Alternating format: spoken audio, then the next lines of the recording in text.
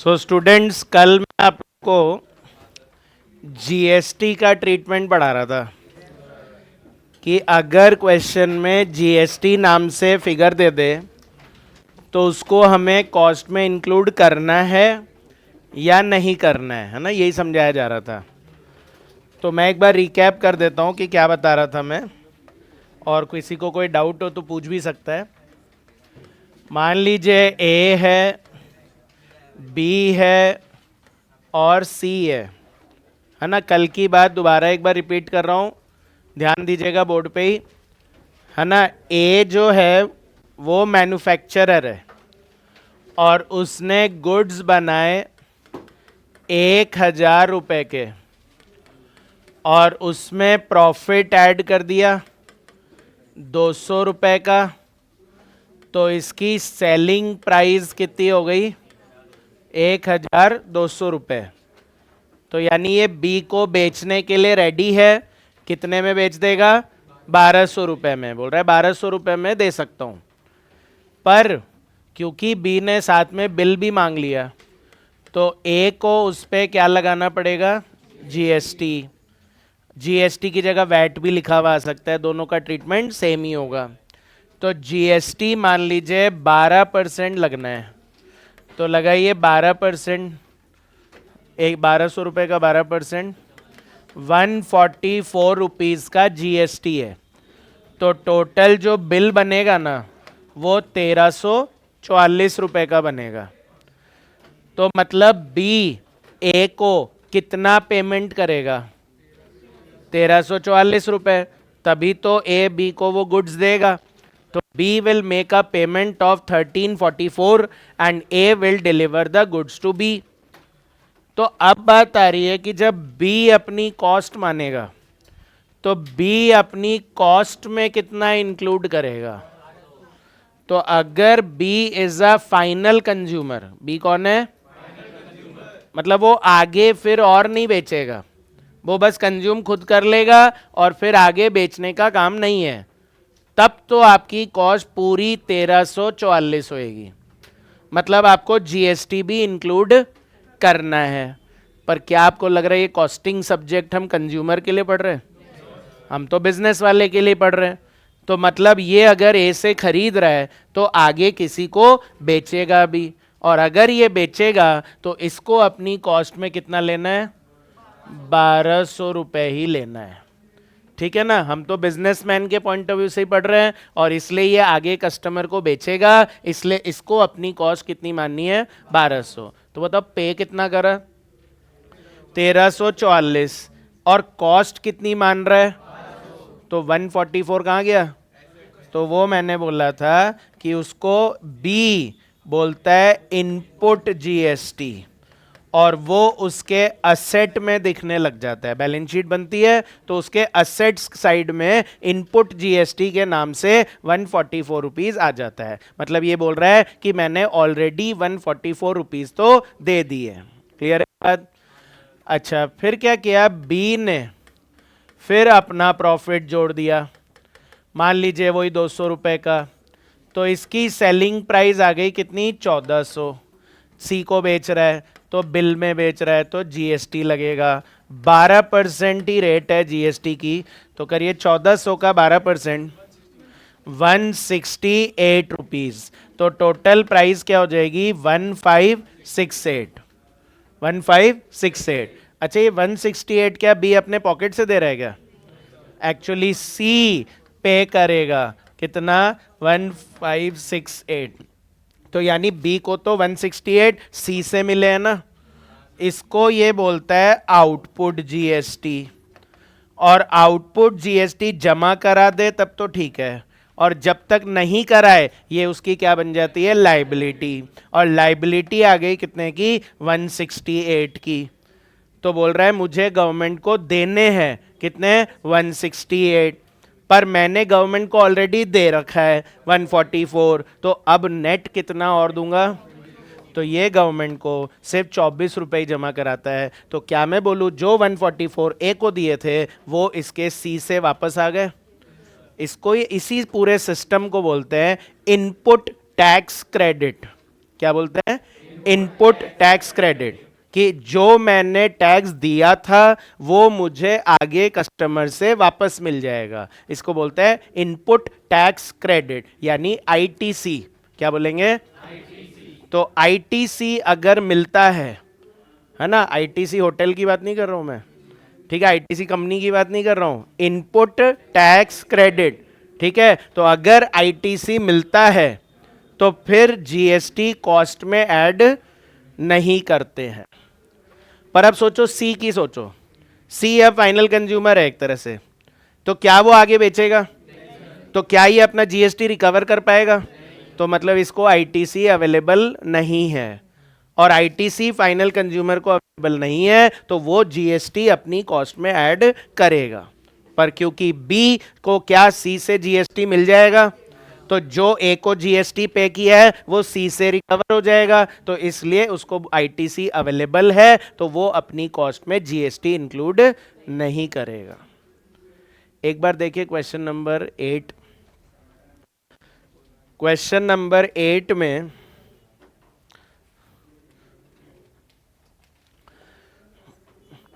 Question number 8 में अगर आप चेक करेंगे,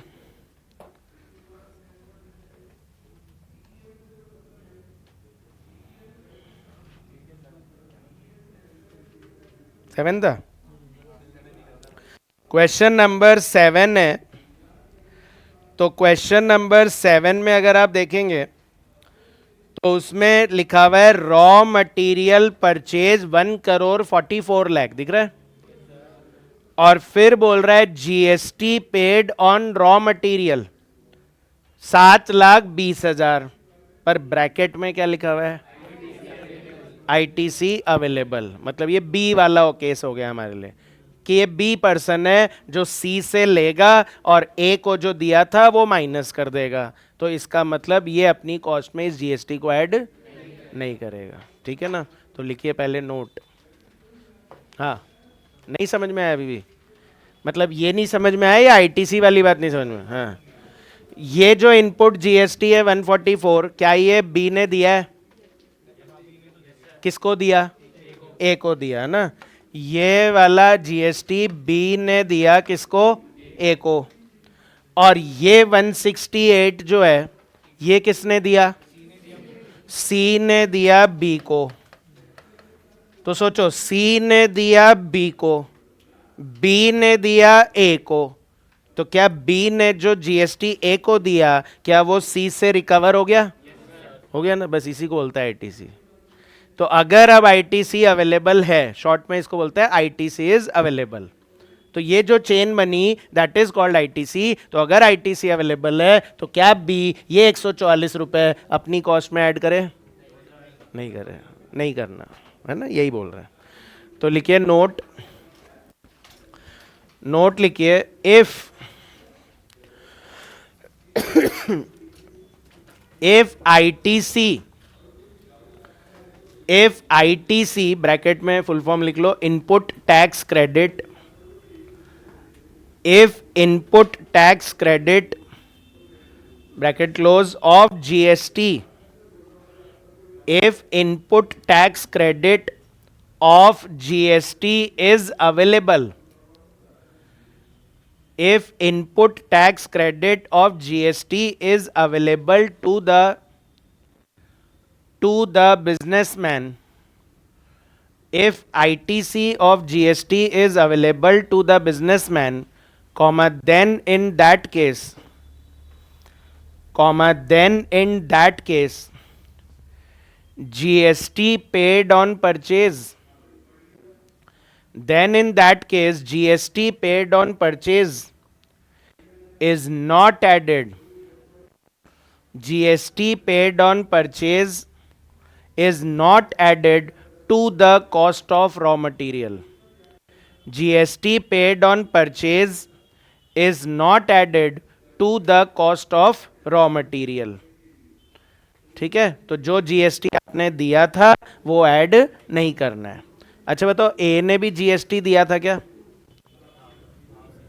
हाँ, हो सकता है इसने भी कुछ खरीदा हो, भाई ये भी कुछ बना रहा है तो इसने भी रॉ मटेरियल खरीदा होगा तो क्योंकि इसको आईटीसी मिल जाएगा इसने पे किया होगा तो असेट होगा, और कलेक्ट किया तो लाइबिलिटी है, तो इसको भी आईटीसी अवेलेबल होगा। तो इसलिए इस कॉस्ट में जीएसटी इंक्लूडेड नहीं है।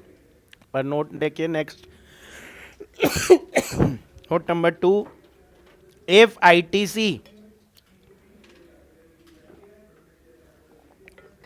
of GST is not available,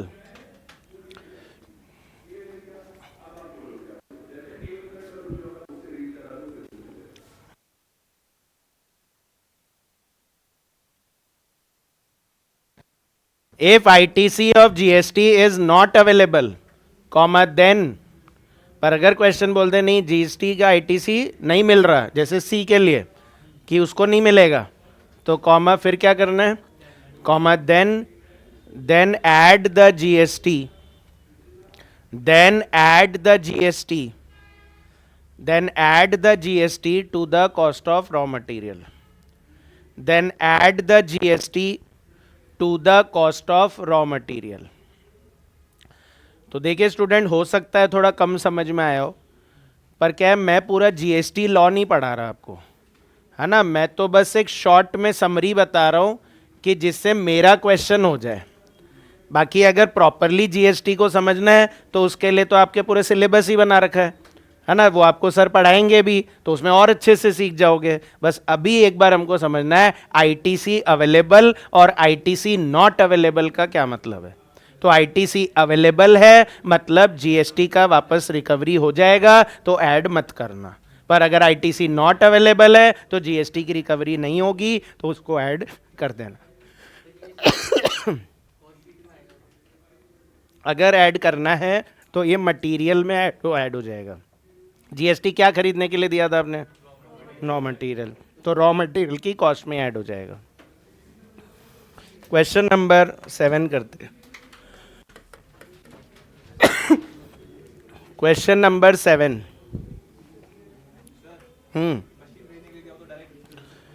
machine खरीदने के लिए भी अगर दिया है तो उसमें भी वही होता है कि आईटीसी अवेलेबल या आईटीसी नॉट अवेलेबल।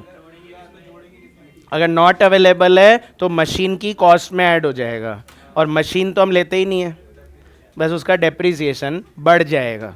मतलब जैसे 10 लाख प्लस 2 लाख जीएसटी है तो 12 लाख पे डेप्रिसिएशन लगेगा। हाँ,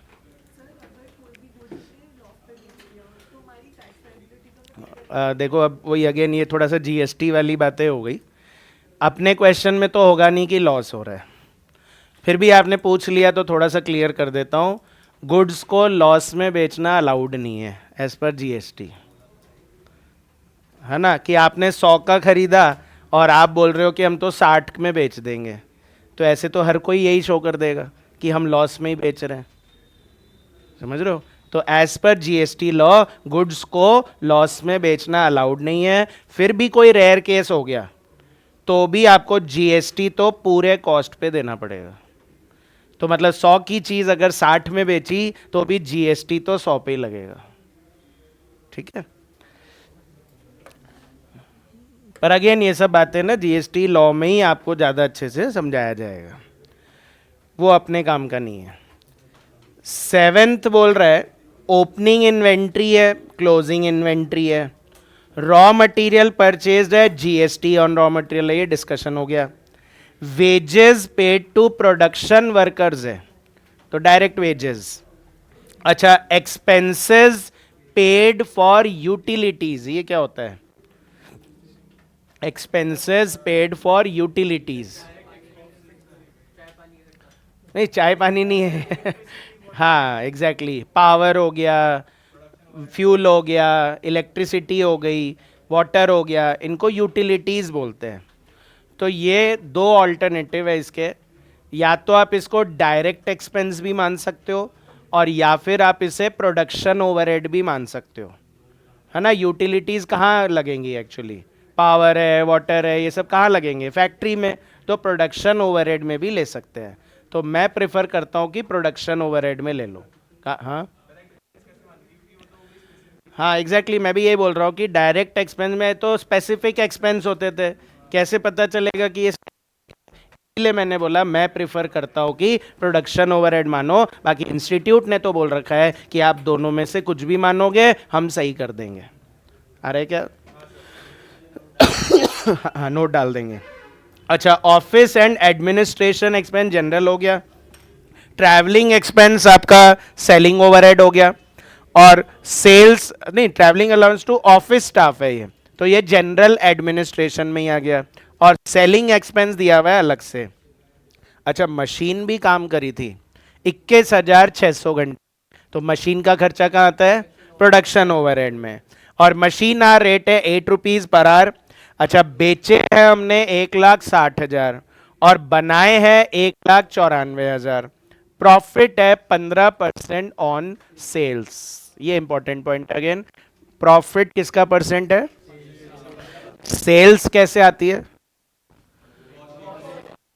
प्लस प्रॉफिट तो सेल आएगी, और ये प्रॉफिट 15% ऑन सेल है। कैसे होएगा ये? कॉस्ट में प्रॉफिट ऐड करते तो सेल आती है, और वो बोल रहा है प्रॉफिट किसका परसेंट होगा? सेल का। तो जब तक सेल नहीं आएगी तब तक प्रॉफिट नहीं आएगा, और जब तक प्रॉफिट नहीं आएगा तब तक सेल नहीं आएगी। तो थोड़ा कंफ्यूजिंग है ये, वो देखेंगे क्या करना है। पहले तो आप स्टेटमेंट बनाओ। इस बार पर यूनिट का कॉलम भी बनेगा, है ना? पर यूनिट का कॉलम भी बनाना है। कॉस्ट शीट,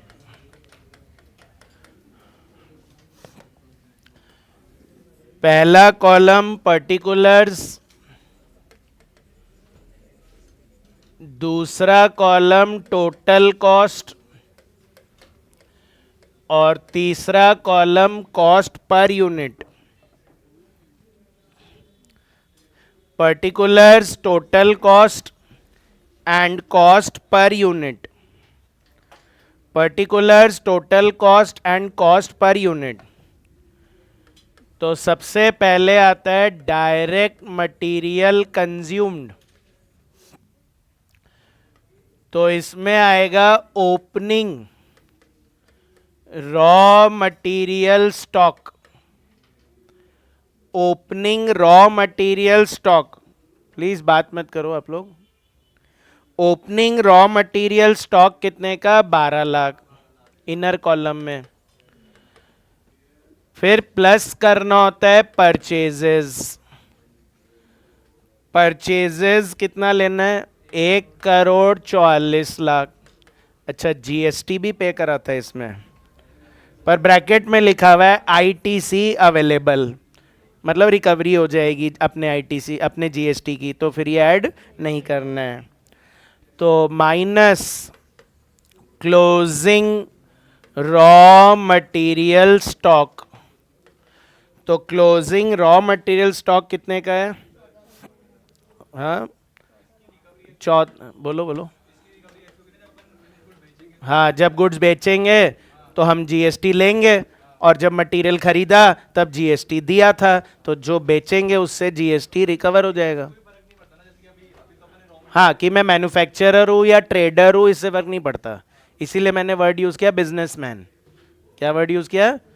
मैन्युफैक्चरर भी बिजनेसमैन है, ट्रेडर भी बिजनेसमैन है, सर्विस प्रोवाइडर भी बिजनेसमैन है। तो अगर मैं आपसे जीएसटी ले रहा हूं, पर मैं किसी चीज पे जीएसटी दे भी रहा हूं, तो मेरा जो मैंने दिया ना जीएसटी, वो आपसे रिकवर हो गया। जैसे फॉर एग्जांपल रेंट देते हैं हम, तो लैंडलॉर्ड को हम जीएसटी दे रहे हैं, और आपसे फीस ले रहे हैं, तो आपसे जीएसटी, पर मैंने जो लैंडलॉर्ड को दिया वो तो आपसे आ गया मेरे पास, मेरा खर्चा थोड़ी हुआ जीएसटी। हाँ, कितना आया नेट? 1,42,00,000। जैसे मूवी देखने जाते हो, मूवी, तो क्या मूवी पे भी जीएसटी लगता है? नहीं, पॉपकॉर्न छोड़ो, मूवी की बात कर रहा हूं मैं। मूवी पे जीएसटी लगता है क्या? तो क्या वो जीएसटी आप कहीं से रिकवर कर पाओगे?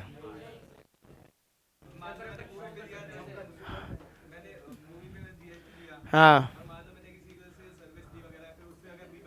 नहीं तो ये मूवी बिजनेस में देख रहे थे क्या आप ये मूवी?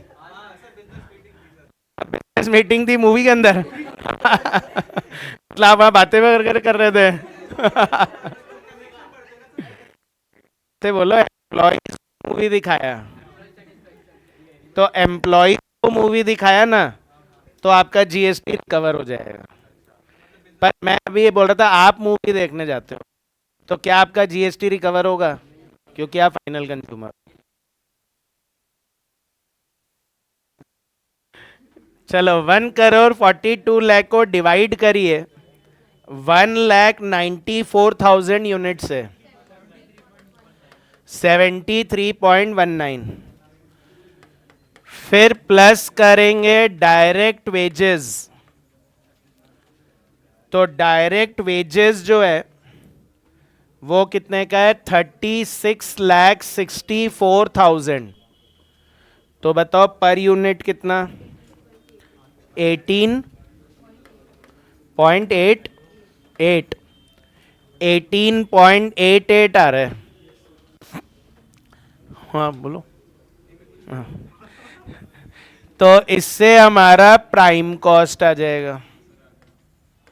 तो प्राइम कॉस्ट कितना आ रहा है? 1,78,84,000, 64,000। तो पर यूनिट 08, 92.08। फिर प्लस करेंगे प्रोडक्शन ओवरहेड। तो प्रोडक्शन ओवरहेड जो है ना, एक तो उसमें expenses of utilities, expenses of utilities, तो इनर कॉलम में लिखना 1,45,600। और इसके अलावा मशीन का खर्चा भी दिया है, मशीन एक्सपेंसेस। तो मशीन का डेप्रिसिएशन, मशीन का इलेक्ट्रिसिटी जो भी लगना था वो सब एक साथ बता रखा है। 21,600 घंटे मशीन को चलाएंगे और 1 घंटे की रेट है 8 रुपीज पर आवर। कितना? 172,800, 172,800 कितना आ रहा है?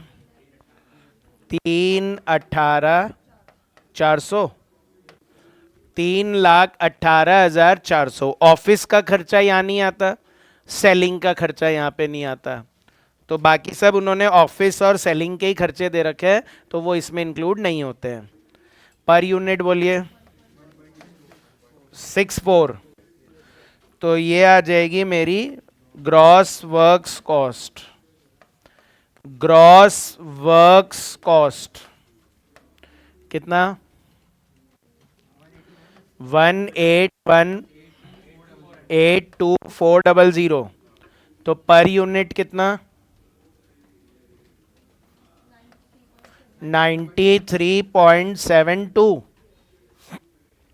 पर यूनिट आ रहा है 93.72। अच्छा, ग्रॉस वर्क्स कॉस्ट में ऐड करते हैं opening work in progress stock, add करते हैं ओपनिंग WIP स्टॉक। तो ओपनिंग WIP स्टॉक कितने का है स्टूडेंट्स? 18 लाख। इसकी पर यूनिट नहीं निकाल पाते हम लोग, क्योंकि यूनिट्स गिवन नहीं है कि WIP ओपनिंग कितने यूनिट्स थे। और माइनस, तो क्लोजिंग माइनस करेंगे इसमें। तो आपके मन में ऐसा आ सकता है कि सर इसकी यूनिट्स क्यों नहीं गिवन होती? नहीं दे रहा है वो हम समझ गए, पर क्यों नहीं दे रहे ये लोग? तो अगेन एक चैप्टर ही है पूरा इसके ऊपर, WIP। तो वहां सिखाएंगे आपको कि इसकी यूनिट्स क्यों नहीं गिवन होती। ठीक है ना? अभी बस बता रहे कि नहीं होती, अभी समरी में पढ़ रहे हैं, फिर हम इनको डिटेल में एक एक आइटम को पकड़ेंगे। तो मटेरियल, लेबर, ओवरहेड, फिर एक चैप्टर पढ़ाऊंगा WIP के ऊपर, एक चैप्टर पढ़ाऊंगा फिनिश गुड्स के ऊपर, तो ऐसे अलग अलग चैप्टर्स आएंगे। क्लोजिंग WIP कितने का है? 16,04,000। तो आप ये भी बोल सकते हो कि सर पहले वो चैप्टर पढ़ा देते फिर आप ये स्टेटमेंट सिखा देते। तो क्या है कि ना, जब हम वो चैप्टर पढ़ेंगे ना, तो कई बार वो बोलेंगे फैक्ट्री कॉस्ट निकालो, कई बार वो बोलेंगे वर्क्स कॉस्ट निकालो, कई बार वो बोलेंगे कॉस्ट ऑफ सेल निकालो। तो इसलिए पहले ये पढ़ाना जरूरी हो जाता है, जिससे वो चैप्टर फिर नॉर्मली हो जाते हैं। तो इससे हमारा फैक्ट्री कॉस्ट आएगा, और इसी को हम कॉस्ट ऑफ प्रोडक्शन भी बोल देंगे। कितना? 83,78,400 पर यूनिट 94.73। फिर प्लस करेंगे ओपनिंग फिनिश गुड स्टॉक। तो ओपनिंग फिनिश गुड स्टॉक कितना था? 9,60,000। अब जैसे इसके ब्रैकेट में लिखा हुआ है कि 10,000 यूनिट के लिए, तो पर यूनिट कितना हो गया? 96 minus closing finish good stock. तो ये गिवन नहीं है, मतलब निकालना पड़ेगा। ऐसे मत सोचना कि है ही नहीं, निकालना पड़ेगा। तो जल्दी से बताइए, ओपनिंग कितना था मेरे पास? 10,000। हमने बनाए कितने? 194। तो 10,000 पहले के थे,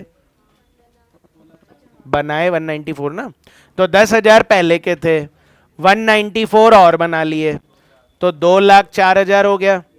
उसमें से 1,60,000 ही बेचा है, तो 44,000 बच गया ना। तो 44,000 बच गया। पर यूनिट क्या होगा? 94.73। 94.73, 96 नहीं, 94.73। ऐसा क्यों सर? आपने कभी वो सुना है FIFO, first in first out? Actually FIFO लगा रहे हैं हम यहां पे।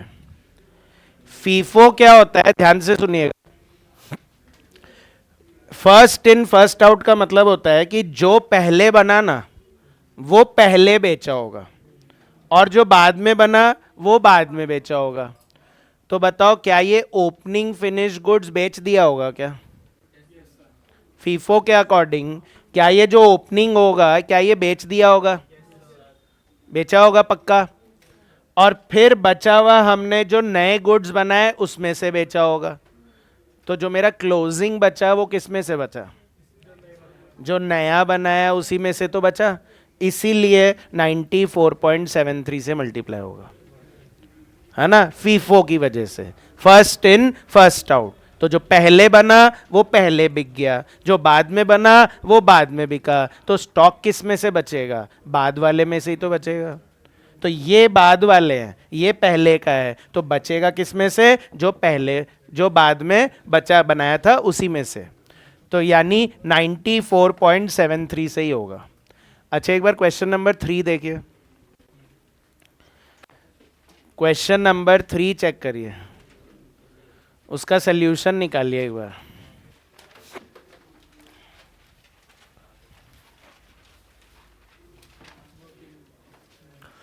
क्वेश्चन नंबर 3 में भी क्लोजिंग फिनिश गुड स्टॉक निकाला था।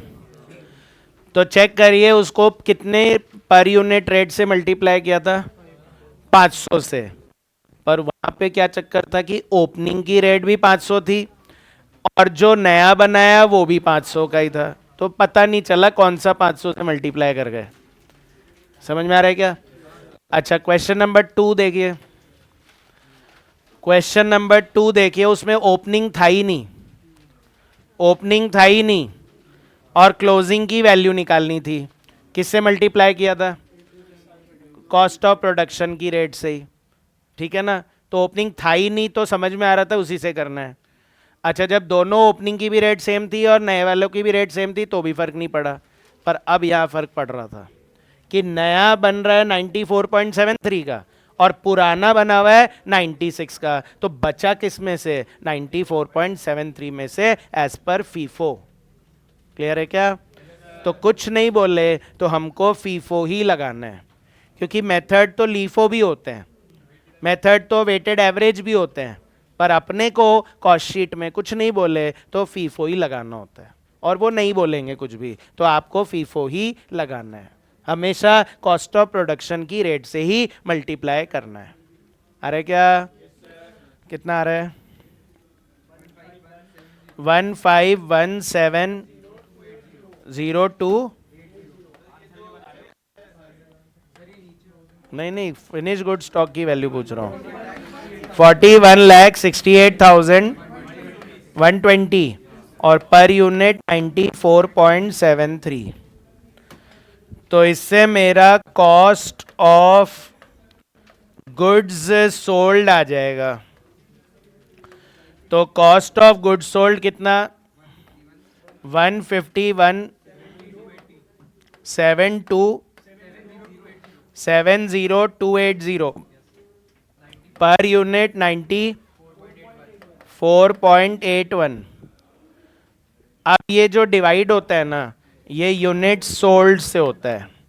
तो 151,70280 डिवाइड बाय 1,60,000 डिवाइड बाय 1,60,000 तो 94.81। अब इसमें ऐड करते हैं जनरल एडमिनिस्ट्रेशन ओवरहेड। ऐड करेंगे जनरल एडमिनिस्ट्रेशन ओवरहेड।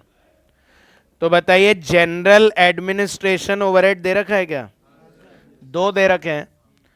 एक तो ऑफिस एक्सपेंसेस के नाम से दे रखा है, इनर कॉलम में 26,52,000, और एक travelling allowance to office staff दे रखा है, जैसे मीटिंग वगैरह अटेंड करने के लिए उनको ट्रैवल के खर्चे देते हैं हम लोग। तो travelling allowance to office staff, और ये कितना हो गया?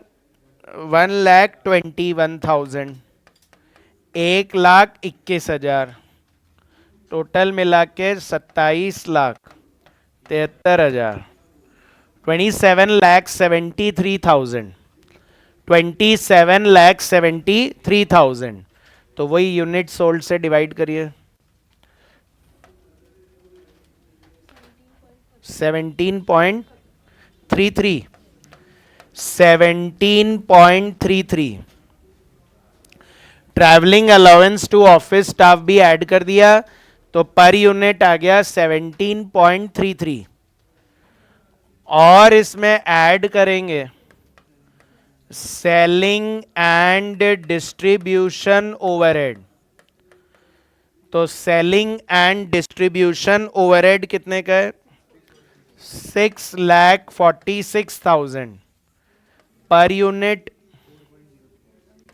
4.03।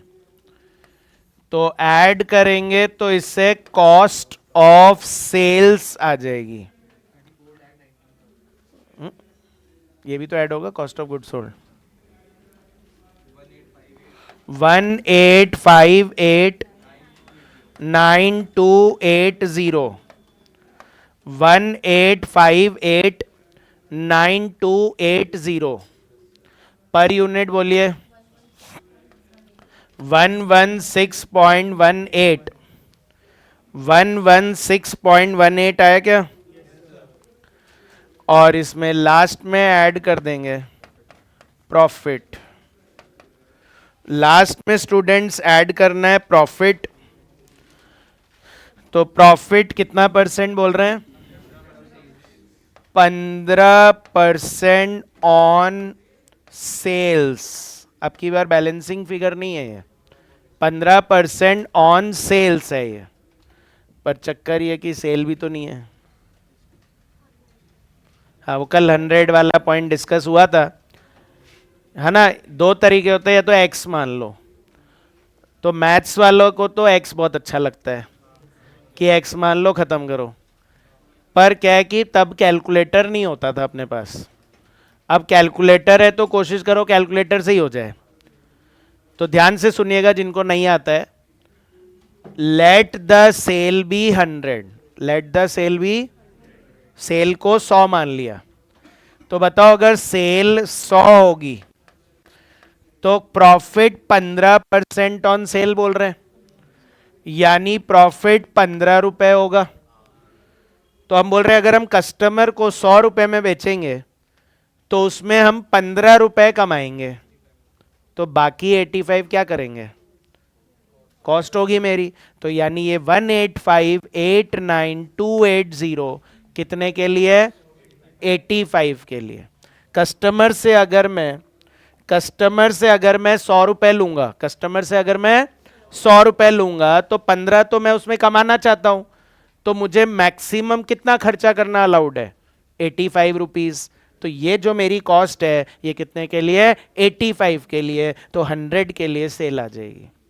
तो 185,89,280 डिवाइड बाय 85 इंटू 100, सेल आ जाएगी कितना,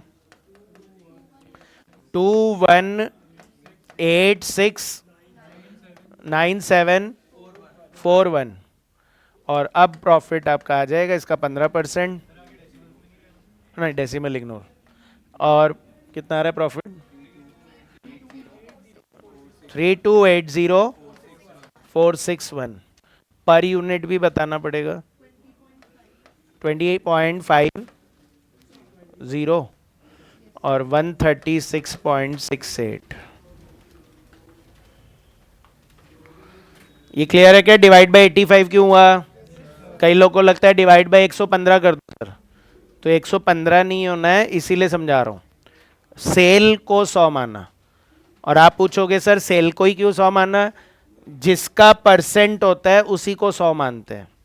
तो अगर 15% ऑन सेल बोल रहे हैं तो सेल ही 100 है, 15% ऑन कॉस्ट बोलेगा तो कॉस्ट 100 है।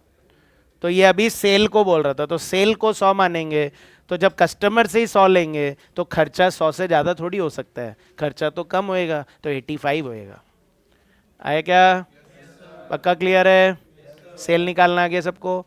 और लास्ट में स्टार मार्क लगा के लिख लेना, फीफो मेथड इज फॉलोड।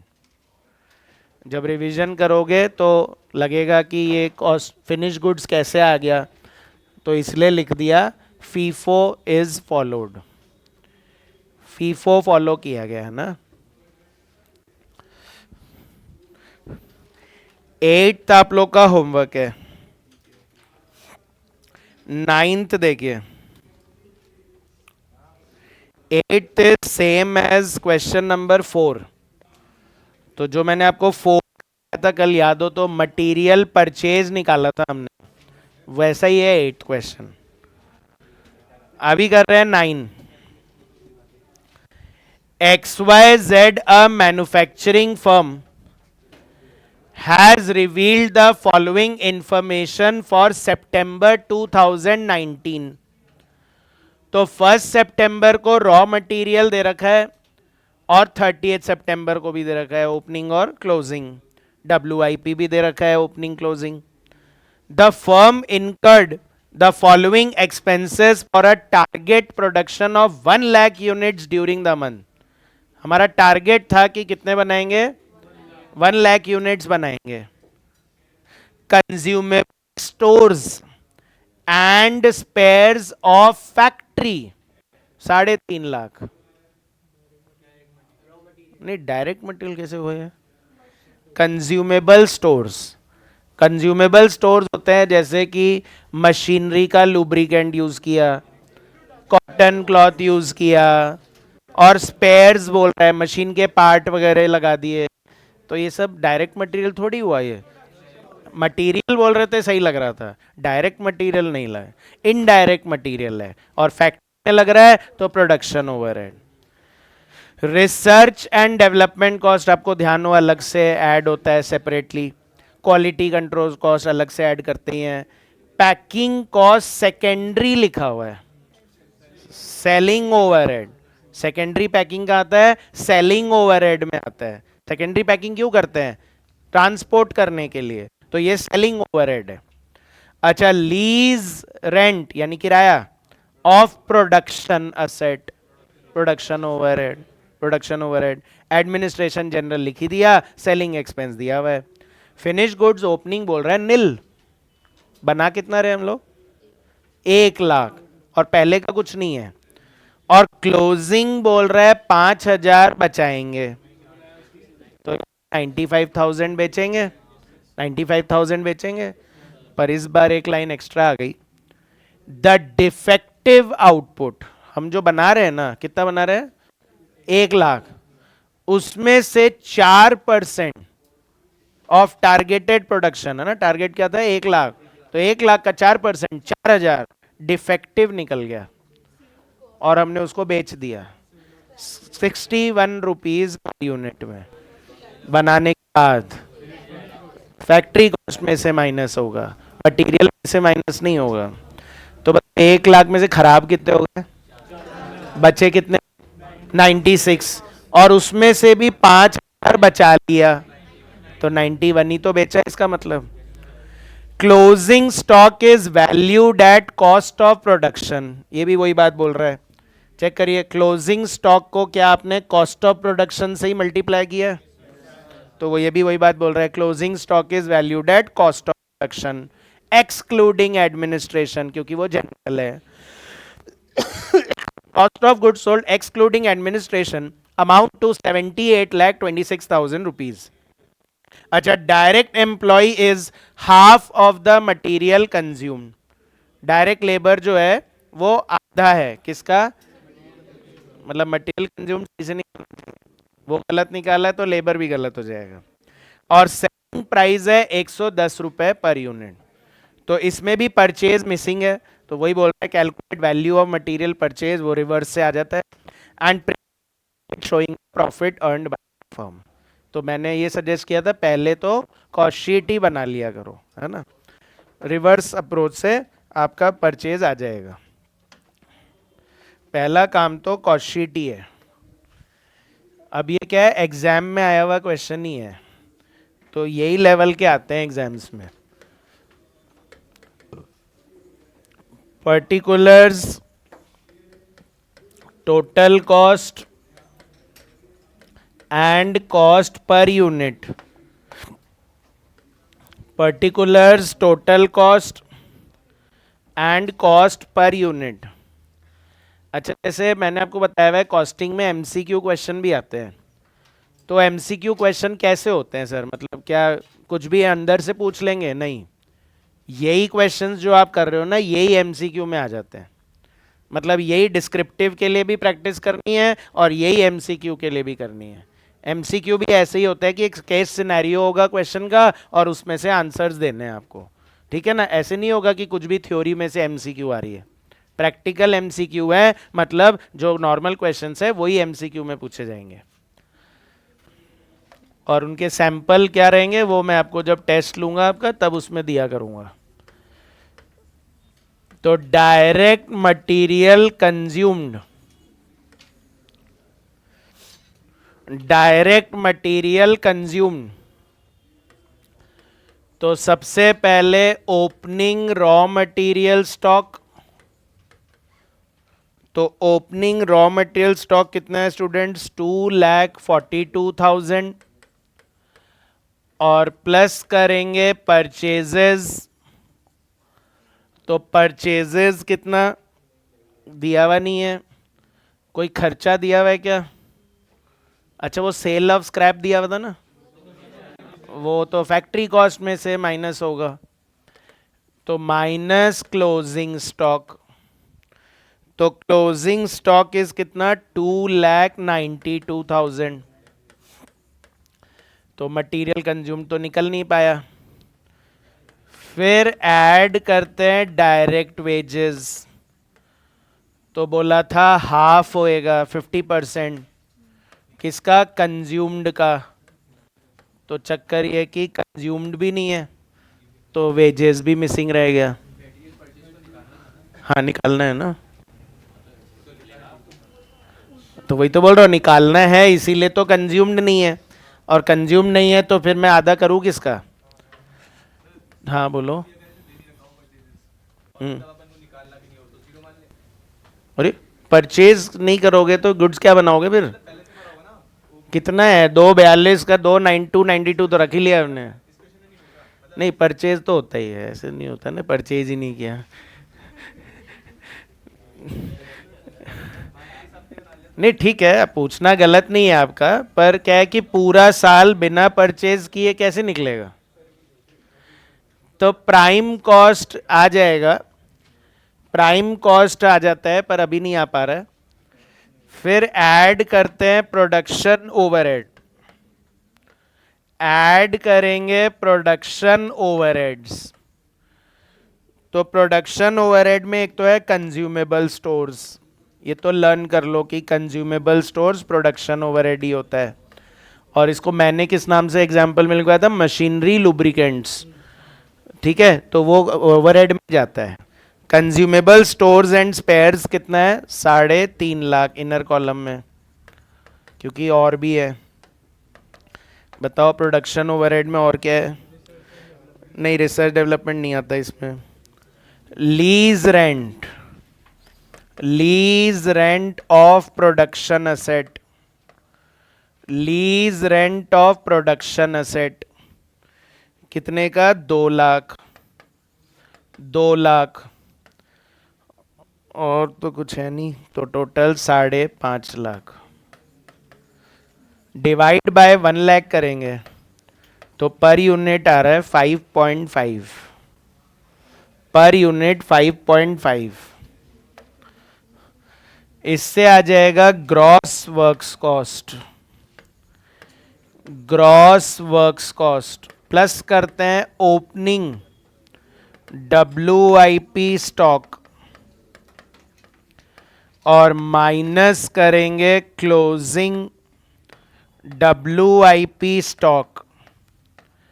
तो ओपनिंग WIP स्टॉक प्लस करेंगे, क्लोजिंग WIP माइनस करेंगे।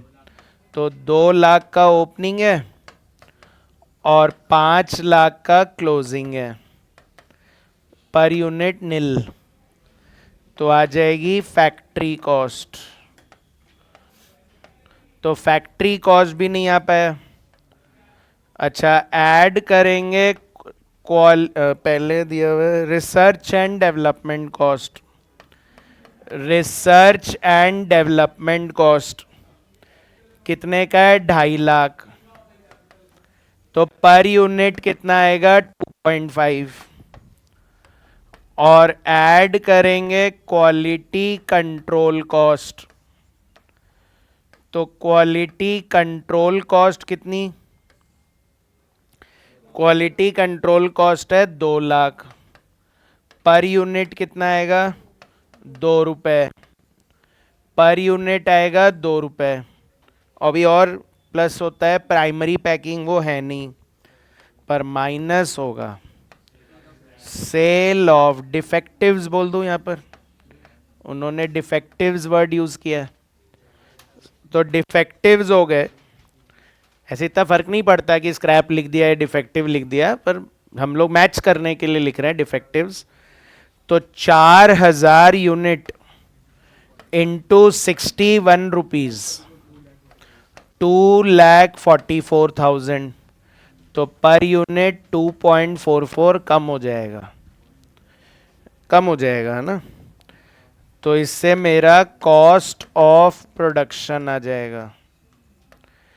कॉस्ट ऑफ प्रोडक्शन बोलिए, निकल ही नहीं पा रहा, नहीं दे रखा है ये। कॉस्ट ऑफ गुड्स सोल्ड दे रखा है, plus opening finish good stock nil, मना कर दिया, बोले कोई ओपनिंग स्टॉक नहीं है। और minus closing finish good stock. तो यूनिट्स तो पता है मुझे 5,000, और ये भी पता है कि उसको कॉस्ट ऑफ प्रोडक्शन से मल्टीप्लाई करना है, पर इस बार वो भी गायब है। नहीं, 2.44 आउटपुट से डिवाइड करना है, तो 2.44। तो 5,000 इंटू ये भी नहीं आ पा रहा। हाँ, अगला आइटम पता है, कॉस्ट ऑफ गुड्स सोल्ड 78,26,000 कितने यूनिट से डिवाइड करोगे? 90 1000 से करेंगे ना, 7826 डिवाइड बाय 91,000। क्यों 91,000? चार्जर तो खराब भी तो हो गया, तो इसलिए कितना 86। एक बार आगे बढ़ जाते हैं, plus general administration overhead. General administration overhead कितने का है? 2,24,000। तो पर यूनिट 91,000 से डिवाइड करिए, 2,24,000 डिवाइड बाय 91, 2.46। और ऐड करेंगे selling overhead, selling and distribution overhead. तो एक तो उसमें दे रखी है सेकेंडरी पैकिंग, चेक करिए सेकेंडरी पैकिंग दिया हुआ है क्या? तो सेकेंडरी पैकिंग जो है वो 2 रुपीज़ पर यूनिट है, तो कितने यूनिट्स पे लगेगा? 91,000, 1,82,000, 91,000 इंटू 2। और अदर भी दे रखे हैं, अदर एक्सपेंस भी दे रखे हैं सेलिंग डिस्ट्रीब्यूशन के, कितने? 4,13,000। ये दोनों आप इनर कॉलम में करके एक साथ भी पर यूनिट कर सकते थे। कितना आएगा? 4,13,000 दे रखे हैं ना, सेलिंग एंड डिस्ट्रीब्यूशन एक्सपेंस और भी दे रखे हैं। हाँ वो भी ले लिया ना, डिवाइड करिए 4,13,000 को 4.54, तो कॉस्ट ऑफ सेल्स आ जाएगी। कॉस्ट ऑफ सेल्स, ये दोनों आइटम आप एक साथ इनर कॉलम में लिख के डायरेक्ट पर यूनिट टोटल में भी निकाल सकते थे। कितना आ रहा है? 8645,000 पर यूनिट 95, पर यूनिट है 95। और ऐड कर देंगे प्रॉफिट, नहीं पहले सेल पता होनी चाहिए। तो सेल हमको गिवन है, सेल कितनी गिवन है चेक करिए, 110 रुपए पर यूनिट। तो 91,000 इंटू 110, 100, 1,10,000, 1,10,000। तो प्रॉफिट आ गया कितना? 13,55,000, 65, 13,65,000 बैलेंसिंग फिगर आ रहा है प्रॉफिट। तो पर यूनिट 15 रुपए।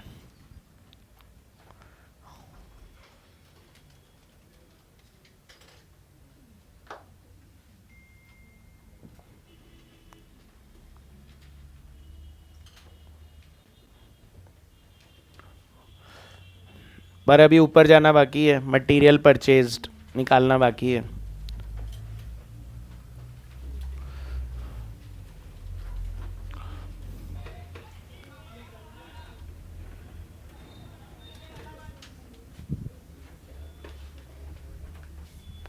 ठीक है, तो अब मुझे बताइए, मेरे पास ओपनिंग फिनिश गुड्स तो था नहीं, कॉस्ट ऑफ प्रोडक्शन है नहीं, क्लोजिंग है नहीं, तो मैं रिवर्स जाऊं कैसे?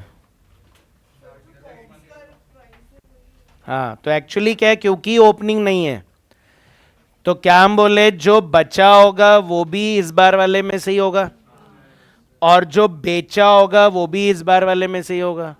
तो इससे पता चल गया कि ये भी 86 का ही है। जब कॉस्ट ऑफ गुड्स सोल्ड की प्राइस 86 है तो प्रोडक्शन की प्राइस भी 86 ही होगी, क्योंकि पहले का तो कुछ है ही नहीं। और अगर ये 86 है तो आपके फिनिश गुड स्टॉक की वैल्यू आ जाएगी 4,30,000। तो अब हम रिवर्स जा सकते हैं, कॉस्ट ऑफ प्रोडक्शन कितना होगा? 82,56,000। ये बात समझ में आई ना कि ये भी 86 क्यों लिया? क्योंकि ओपनिंग है ही नहीं, तो मैंने जो बेचा होगा वो इसी में से तो बेचा होगा, तो अगर ये प्राइस 86 है तो मतलब बनाने की प्राइस भी 86 ही होगी। फिर ऐड करिए, सॉरी सेल और डिफेक्टिव तो ऐड करिए और R&D और क्वालिटी कंट्रोल माइनस करिए। 80,50,000 पर यूनिट 80.5। फिर प्लस करिए 5 लाख, माइनस करिए 2 लाख, 83,50,000 पर यूनिट 83.5। और प्राइम कॉस्ट में आ जाएगा 78 लाख पर यूनिट 78।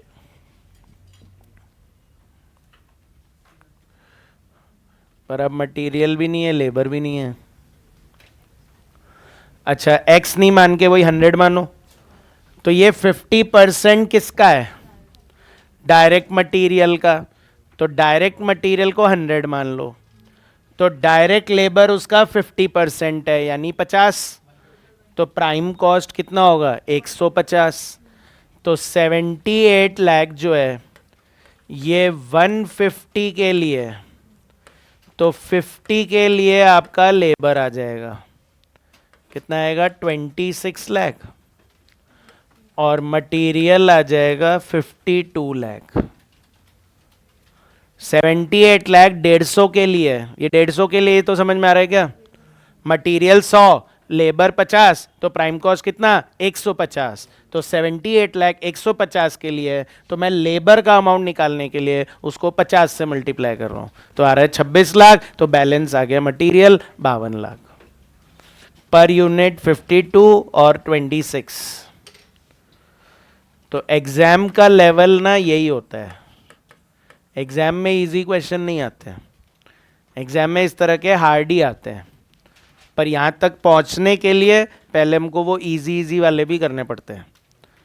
तो अब आगे जो हम लोग कल से करेंगे वो सब एग्जाम वाले ही होंगे, तो और यही देखेंगे हम लोग कि एग्जाम का किस तरह से हार्ड क्वेश्चन बनता है।